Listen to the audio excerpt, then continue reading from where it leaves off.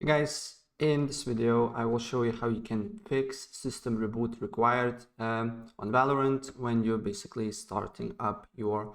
game. So the first thing what you need to do here, of course, restart your computer as they require, and if it's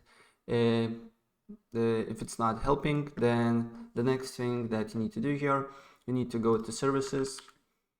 and you need to just press on one of the tasks and then press V,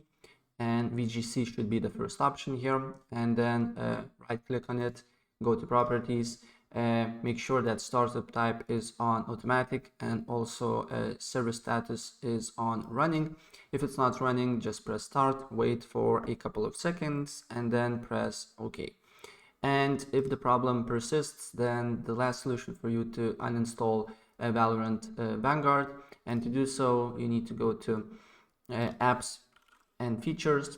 here, and then you need to here look for a Vanguard on search, just write Vanguard, and Vanguard should be the first option here. Press on it and then press install, and after you uninstall it, then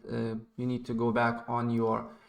client, click on it, and when you start the game, Vanguard should be installed. So basically that's it what I want to show you, and if I help you out, please press like button and subscribe for more. Take care, bye.